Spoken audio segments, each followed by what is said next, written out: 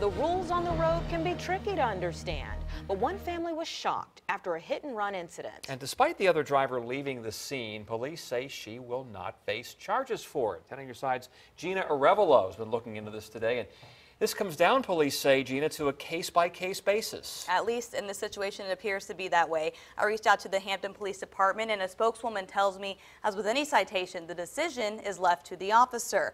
The woman who was hit tells me she was driving with her kids and says the accident totaled her vehicle. The accident happened here at the intersection of Briarfield Road and Power Plant Parkway Friday night. My car spent around 5 or 6 times and then it flipped over. Hampton police say another driver ran the red light, hit Darnice, and kept driving. Police came to the scene and started making a report. As officers were clearing up the scene, Darnice learned that police finally heard from the driver. They kind of were just like, yeah, she freaked out. She got scared, so she just went home. According to the police report, the 29-year-old driver left the accident and called into Hampton Public Safety Communications 10 minutes later to report it.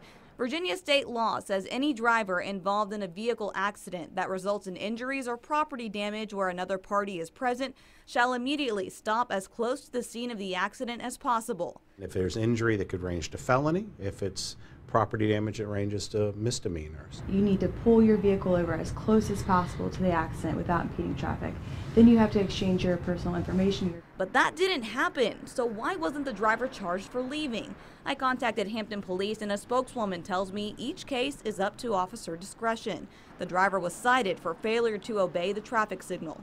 If the shoe was on the other foot and I went home, who's to say that I would not be behind bars somewhere for leaving? Darnice says she has no ill will toward the other driver, but she questions the officer's judgment. It's a matter of life or death.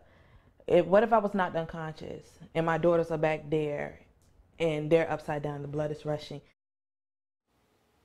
Darnice declined an EMS transport and eventually took herself to the hospital. She says her daughter banged her head and she ended up with some sprains and bruising from the seatbelt. Attorneys tell me the classification of the citation won't likely affect the outcome of any insurance filings. Geena Arevalo, 10 on your side.